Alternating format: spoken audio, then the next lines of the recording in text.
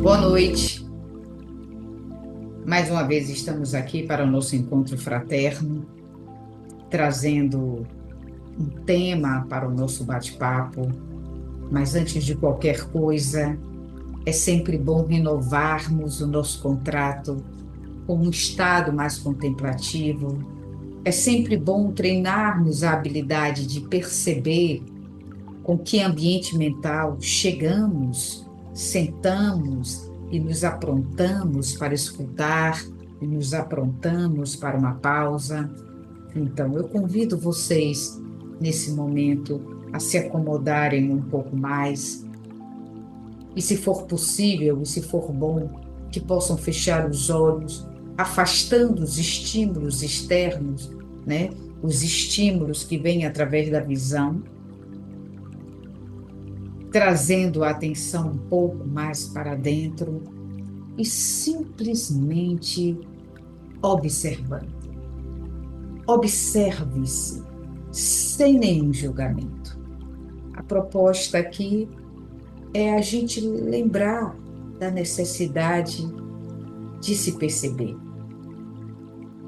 da necessidade de, antes de iniciar qualquer atividade, perceber a qualidade do ambiente interno, perceber a qualidade mental, como chegamos para realizarmos o propósito de ficarmos criando nesse momento a possibilidade de pensarmos sobre um tema, elaborarmos sobre o que vamos ouvir, sobre o que vamos falar. A proposta aqui é: esteja mais consciente. A proposta aqui é que possamos estar mais conscientes. E quando nós fechamos os olhos, naturalmente, os estímulos que chegam através da visão, eles se abrandam, porque nós estamos com a atenção voltada para dentro. Observe o fluxo da sua respiração. Procure sentir seu corpo. Relaxe os ombros. Deixe seus braços mais relaxados sobre suas pernas. Relaxe também a mandíbula, descontraindo o semblante. É preciso que nos lembremos, não temos pressa. Nós estamos aqui e para a proposta que vamos manter nessa noite, para a conversa, para o tema que será abordado essa noite, é preciso inteireza, é preciso disponibilidade para escutar, é preciso assentamento, é preciso calma. Então, observe seu corpo. Observe o fluxo da sua respiração. Relaxe o semblante. Relaxe seus ombros. Relaxe a extensão das costas.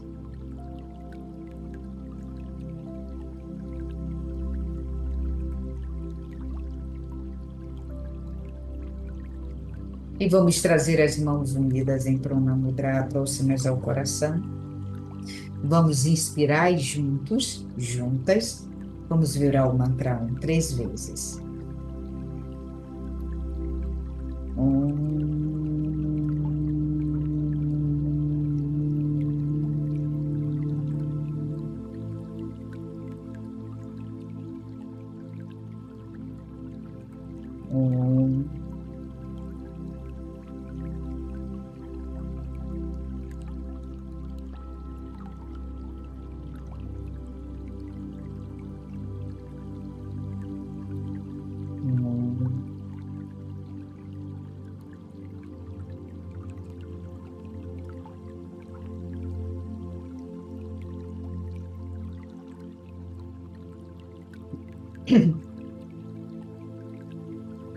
Vamos descer as mãos. E lentamente vamos abrindo os nossos olhos, fazendo contato com o que está ao nosso entorno. E agora sim, estamos prontos, estamos prontas para falarmos, para conversarmos um pouco sobre o livro que estamos estudando, o livro Aulas da Vida, que é um livro de Francisco Cândido Xavier, com diversos espíritos, né? São muitos espíritos trazendo textos diferentes, mas o texto que foi escolhido para essa noite, o título é Preceitos de Saúde. Preceitos de Saúde. E como não podia deixar de ser, ele foi escrito pelo espírito de Dr. André Luiz, que tem uma visão muito amplificada sobre o que é saúde, não é só saúde física, é saúde mental, é saúde energética, né? Nós somos essa tríade, nós somos esse corpo completo, um corpo formado por outros corpos, corpos sutis. E Dr. André Luiz, ele traz um roteiro de 10 pontos em que ele acha que são pontos fundamentais, e são, para que nós possamos seguir uma jornada saudável. Então, Preceitos de Saúde é um pequeno roteiro robusto, com bastante robustez, sobre como a gente pode viver essa vida, que às vezes pode ser turbulenta, que às vezes pode ser convidativa, que às vezes pode ser desafiadora, assim como a vida é, exatamente como ela é. A nossa experiência como ser material e espiritual, como ser espiritual materializado, fica mais fácil assim. Então, ele cita 10 pontos. Eu fiz uma síntese, né? Eu trouxe e vou ler para vocês esse roteirinho de 10 passos que se entrelaçam, formando uma enorme colcha de retalhos, em que pode formar uma coberta em que nos aqueça nas noites frias, uma coberta em que nos traga conforto em momentos desafiadores, em momentos de dúvida, em momentos que muitas vezes a vida traz, solicitando de nós mais enfrentamento, mais tonicidade, mais vitalidade espiritual. Assim é a vida. Nós não viemos aqui só para diversão. Nós vamos ter momentos alegres, nós vamos ter momentos felizes, nós vamos ter momentos de grandes realizações, mas também, através de momentos desafiadores, a vida nos treina na habilidade da resiliência, na habilidade da superação e na habilidade de nos lembrar, de lembrarmos que somos seres espirituais com experiência material e que essa experiência tem um tempo e nos convida diariamente à lembrança, nos recorda da necessidade de que possamos manter dentro desse turbilhão de materialidade que é a vida como ela é, nos recorda a necessidade de também nos habilitarmos como seres espirituais que somos, também desenvolvermos habilidades referentes à imortalidade da nossa alma, porque é isso que vai acontecer. Não vamos ficar aqui para sempre. Um dos maiores treinos de estarmos encarnados, um dos maiores desafios é lidar com a impermanência. Impermanência é a qualidade de, de uma vida em eterna mudança. Impermanência é a condição da instabilidade na estabilidade. ou de uma estabilidade que pode se fazer instável muitas vezes. Porque a estabilidade, o fato de estar estável, não é a imutabilidade. A estabilidade é a adaptabilidade. Então, estar estável é uma condição de você ter resiliência e capacidade de, mesmo quando essa estabilidade se transforma em instabilidade, você equacionar seus parâmetros e conseguir fazer o movimento de buscar a sua estabilidade ou a sua organização, a sua regulação interna e passar pelaquela ondinha. A vida é formada por ondas, né? Você não vai viver num lago eternamente, eu não vou viver num lago eternamente. Não há essa condição nesse plano, mas há a possibilidade da gente trabalhar essa adaptabilidade, essa condição de ter uma fluência na mobilidade, no movimento. Esse é o convite da vida. A impermanência o tempo todo. O tempo todo, nós temos e não temos. Porque se temos hoje, precisamos lembrar que é algo emprestado, não é algo de definitivo. É algo que nós estamos usando, se for algo material, mas não necessariamente é algo que será nosso por um longo tempo, né? A gente sabe que o tempo todo as coisas mudam. Com relação a situações, hoje a gente está nessa situação, amanhã tudo pode mudar. Então, a vida solicita que nos lembremos diariamente de que somos seres espirituais, tendo uma passagem, tendo uma experiência material. Todo mundo fala isso. Isso é uma frase conhecida, mas a gente tem que ultrapassar é, o, o escutar, né? Não é só, mas eu já conheço isso. A gente precisa trabalhar dia a dia para realizar essa frase em nós. Tudo é impermanente. Tudo muda.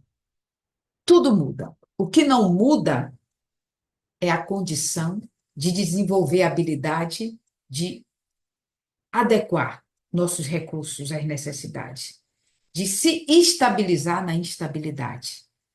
E o que é que mantém a gente estável na instabilidade? O que é que faz a gente superar determinadas situações que às vezes nos chegam de lugares em momentos diferentes e que sequestram muitas vezes o nosso equilíbrio, sequestram aquela firmeza que a gente achava que tinha? O que nos faz superar? O que nos dá tonicidade? O que nos reforça recursos? São alguns treinos de habilidade que o doutor André Luiz chama de preceitos de saúde. Vamos lembrar que a saúde que ele retrata aqui não é só a saúde física, saúde mental, saúde física, saúde psíquica, saúde espiritual, saúde energética. A saúde enquanto seres cósmicos que somos, né? Transcendentais. Então, ele fez um roteirinho. Ele listou 10 passos que, se a gente consegue compreender e praticar, a gente vai eliminando as zonas abissais, profundas e escuras do nosso viver. A gente vai trazendo luz, a gente vai trazendo mais vivacidade, mais vitalidade à nossa consciência espiritual. E ele começa, o primeiro da lista de André Luiz é guarde o coração em paz. No roteiro, o primeiro passo, guarde o coração em paz. A gente sabe que guardar o coração em paz tem a ver com os 9 passos que vão a seguir. Porque guardar o coração em paz Não é uma atitude isolada. A paz, ela não vai se realizar por um milagre. A paz é o resultado de muitos movimentos que nós vamos fazendo ao longo das nossas vidas, caminhando na direção do amadurecimento espiritual, psíquico e emocional. Então, a paz é o resultado de algumas ações, de alguns comportamentos, de algumas tomadas de decisão. Então, ele começa com: guarde o coração em paz. Mas os 9 outros passos seguintes, eles vão alicerçar esse caminho pacífico. Eles vão favorecer para que você, para que eu, para que nós experimentemos um coração em paz. Então, o segundo passo é: apoie-se no dever cumprido. Apoie-se no dever cumprido. Ou seja, nós temos deveres a fazer e precisamos cumprir esses deveres. Nosso trabalho, né, o labor, aquilo em que nós escolhemos realizar na vida, não só para ganhar o salário que sustenta, que nos alimenta e que nos promove saúde, muitas vezes através de lazer, educação, mas o trabalho que nos coloca em situação de treinamento relacional, treinamento com os nossos próprios desejos, treinamento com as nossas habilidades pessoais e interpessoais, treinamento com relação ao nosso ego. Estamos lidando com pessoas no nosso trabalho que estão acima de nós e que muitas vezes temos que cumprir as metas e as ordens e os comandos. Às vezes temos pessoas que estão subordinadas a nós. Que tipo de relação nós estamos tendo com essas pessoas? Se somos amorosas, se somos gentis, se somos educadas, né? Então, assim, o ambiente de trabalho, o campo de trabalho, o lugar do profissional, é um lugar de muito treino de habilidade, é um lugar de muitas possibilidades de, de amadurecimento relacional. A gente não pode olhar para o ambiente de trabalho como sendo somente o lugar onde a gente se, às vezes, sabe, se depaupera para ganhar um salário no final do mês. Se o trabalho for visto apenas como um meio de ganhar o salário para comprar o pão, vai ficar doloroso, vai ficar penoso. O trabalho, muitas vezes, é o local onde nos faz refletir sobre nossas necessidades e também sobre nossos limites. E que tipo de ambiente, que tipo de convite eu recebo estando naquele ambiente? Quais são as habilidades que eu preciso desenvolver, né? O que que eu preciso rever naquele ambiente e com aquelas pessoas? Qual é o convite que eu estou recebendo? Então, ele coloca no segundo ponto: apoie-se no dever cumprido, no sentido de dizer: eu estou cumprindo o meu dever, e o meu dever não é só ganhar o dinheiro para pagar minhas contas, mas que tipo de convite aquele trabalho faz para mim e que tipo de treino eu posso ter a partir disso? Quais são os pontos que eu preciso desenvolver? Quais são, quais são os pontos relacionais em que me convidam para eu ter algumas habilidades extras? O que é que essas dificuldades estão querendo desenvolver em mim? O que é que eu preciso, onde eu preciso colocar mais atenção? Então, o ambiente de trabalho é um universo vasto, que muitas vezes ele treina, assim como o ambiente familiar. O primeiro núcleo de onde viemos, nossa família. Quer treino maior do que estar em família? Então, quando a gente sai do ambiente familiar e ganha o mundo e vai para um outro ambiente, que é o ambiente de trabalho, supostamente, o treino adquirido no nosso ambiente familiar, no nosso primeiro lugar de socialização. O treino adquirido lá deve nos preparar para esse lugar fora, que é o segundo ambiente, onde nós também vamos ter que nos socializar. Isso a gente já passou pela escola, pela faculdade, ou não importa. São vários ambientes que vêm numa linha de tempo, seguindo uma cronologia de amadurecimento, onde vai nos oportunizando desenvolver habilidades relacionais. Começa no núcleo familiar, depois naquela comunidade, na rua, os amiguinhos, depois na primeira escola, na primeira infância, depois nos anos seguintes, depois na faculdade, se for para a faculdade, não importa, depois no trabalho, na sociedade.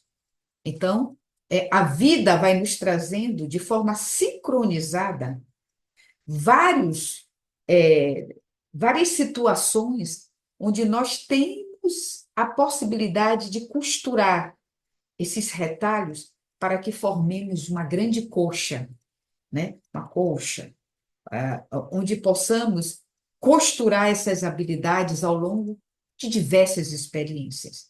Então, ele coloca aqui, após-se no dever cumprido, lembrando que o dever cumprido aqui não é só com relação ao trabalho, é com relação às missões que a vida nos oferece ao longo da nossa jornada nessa encarnação. O terceiro ponto, que é importantíssimo como recurso, é cultive o hábito da oração. Ele fala de um treino mental, um treino de habilidade na introspecção e no diálogo interno com o seu mestre, no diálogo com o divino. Ou seja, lembre-se da sua natureza espiritual. A oração é um lembrete diário de que somos essencialmente energia, espíritos, e que a condição de estarmos na matéria é temporária. Então, cultive o hábito da oração. Faça a sua conexão com o alto. Faça a sua conexão com a espiritualidade. O quarto ponto, ocupe o seu tempo com trabalho proveitoso. Eu estou editando, né? Mas esses são os pontos. Ocupe o seu tempo com trabalho proveitoso. Não desperdicemos nosso tempo. Usemos o tempo que temos precioso para um labor, para um trabalho que seja digno, que seja proveitoso. Ocupemos as nossas horas com algo construtivo. Não fiquemos à mercê do ócio mental, deixando que as horas, as ricas horas que temos, onde podemos investir em meditação, em oração, em reflexão, em estudo, em análise, que essas horas se percam com nada proveitoso, gastando o nosso tempo. Então, ocupe o seu tempo com trabalho proveitoso, com algo digno. O quinto é estude sempre. Ou seja, utilize suas horas para investir no autoconhecimento. Se questione sobre seus sentimentos.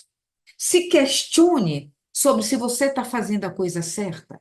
Se questione se sua atitude é uma atitude de um ser que está comprometido com a melhoria, com o autoestudo, com a autoiluminação, com o autoconhecimento.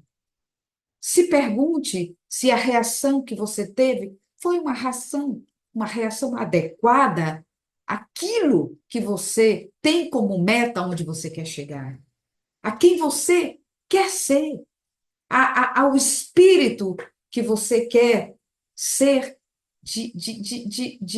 de capacidade de discernimento, capacidade de compreensão, de desenvolvimento de altruísmo e compaixão. Onde você quer chegar? O que você pretende? O que eu pretendo? A gente não pode abrir mão de ter um objetivo, um propósito. Qual é o nosso propósito? Então, ele pede que estudemos sempre, tenhamos curiosidade e nos perceber dentro de determinados contextos e perceber como estamos reagindo. Se estamos sendo amorosos, se estamos sendo compreensivos, se estamos violentos, se estamos raivosos. Estudar significa se colocar também como objeto de estudo. Não é só estudar o que está fora, mas o autoestudo, para que a gente possa se perceber dentro desse contexto geral. O micro inserido no macro, o indivíduo no cosmos. O sexto ponto em que ele nos chama a atenção para que tenhamos cuidado é evite a cólera, ou seja, evite os rompantes raivosos, evite a violência, evite ter descargas, né, de raiva, de ódio, evite disseminar ruminações, mágoa, ressentimento, vingança. Isso tudo é muito denso. Isso vai afetar diretamente o nosso sistema, a nossa fisiologia. Isso vai empobrecer nossos recursos, nosso sistema imunológico. Isso vai causando modificações profundas, profundas no nosso corpo energético. Então, ele pede, evite a cólera, evite a cólera, evite ser raivosa, ser raivoso. Respire, respire, mantenha-se em paz. Se você guarda o seu coração em paz, se você apoia-se no dever cumprido, tendo metas na sua vida, se você cultiva o hábito da oração, se você ocupa seu tempo com trabalho, um trabalho proveitoso, honesto, digno, honroso, se você procura sempre estudar o seu comportamento, as suas reações, certamente você vai estar, eu vou estar, nós estaremos muito mais regulados para não entrarmos em situações de cólera. Certamente nós estaremos muito mais conscientes dessas flutuações mentais que podem nos levar a estados raivosos, descompensados, desorganizados. E ele vai dando ponto a ponto. O sétimo ponto que ele chama a atenção nesse roteiro de preceitos de saúde é fuja da maledicência. Olha só. Fuja da maledicência. É mais ou menos o que Jesus disse sobre as crianças, o coração puro. A maledicência é a arte, é a capacidade que a gente vai desenvolvendo de, de muitas vezes fazer interpretações maldosas sobre o comportamento do outro, fazer interpretações negativas, fixar a nossa atenção nas fragilidades do outro e não nas potencialidades. Às vezes a gente onera a dificuldade do outro em detrimento às competências. A maledicência é algo que está muito presente em muitos de nós, porque está muito relacionado ao ego, às distorções do ego. Então, a gente, às vezes, projeta no outro as nossas dificuldades. As nossas dificuldades. Às vezes, a gente acentua muito o que o outro traz como dificuldade, como vulnerabilidade, e a gente vai fazendo a repetição, a gente vai tentando fixar aquilo. Isso é péssimo. Isso tanto é ruim para o outro, quanto é péssimo para a gente, porque a gente vai disseminando na gente também aquela energia de maldade, de injustiça, de maledicência, né? de interpretação só do negativo, ratificação, cristalização das dificuldades. Então, fugir da maledicência é não entrar no charco, no lamaçal, né, daqueles pensamentos que são sempre negativos com relação ao outro, e isso parte isso parte do lugar em que também ficamos no charco, ruminando os pensamentos negativos nossos.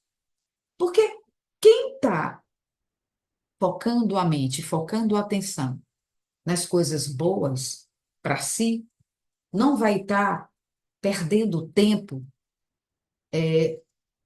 com pensamentos ruins, depreciativos para o outro. Não. Normalmente a maledicência é fruto de hábitos nossos, conosco mesmo, né? De fixação no negativo, de ruminação do que é o pior em nós. Então, evitar estar mexendo nesse charco, né? De estar querendo colocar atenção nas coisas negativas. A gente pode enxergar, a gente pode ver, a gente pode perceber, mas sempre com uma visão pedagógica, uma visão educativa, nunca depreciativa. Esse é o exercício que a gente precisa fazer conosco.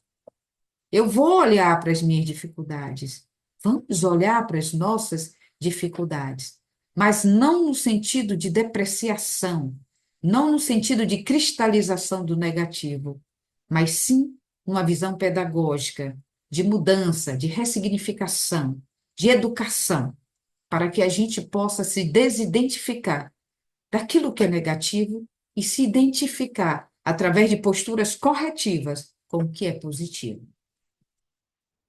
E aí ele faz um oitavo passo. No oitavo passo, ele diz: respire com calma e se dê um tempo de pausa.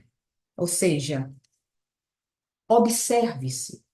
E quando estiver atribulado demais, agitada demais, ativada demais, pare, pare, pare e se observe. Pare e se perceba. Faça uma oração. Faça uma meditação. Crie uma pausa. Não naturalize estados agitados. Não naturalize a neurose. Não naturalize a violência. Não naturalize a impaciência.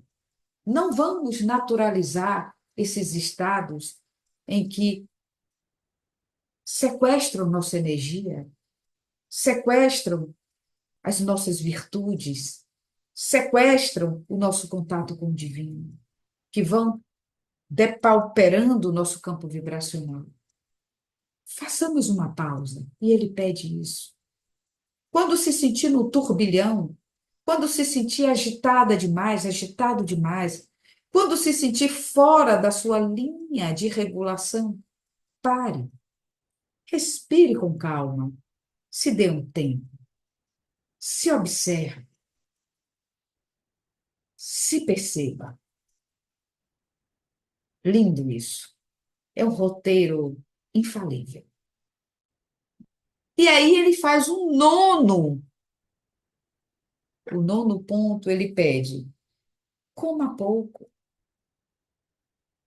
não desenvolva a gula, coma apenas o necessário, não se entregue aos excessos. O sábio come para viver, para alimentar o corpo físico, e não se torna refém de nada. Ele não come porque ele satisfaz desejos outros através do alimento, do excesso, da gula. Ele come o necessário para estar alimentado. Ele escolhe. Ele escolhe o que ele vai comer.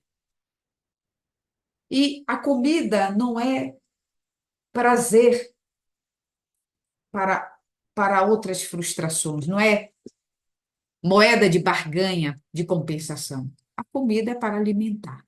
O sábio come apenas para se alimentar. Para alimentar o corpo físico, que é o corpo material, que é o corpo densificado, que precisa de comida física.